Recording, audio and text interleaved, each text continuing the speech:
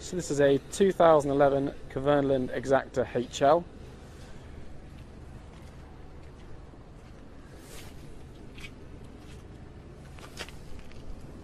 In very decent condition,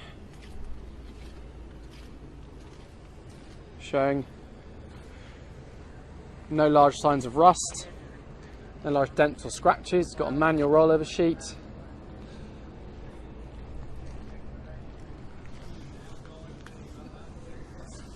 A little bit of rust right on the base of the frame.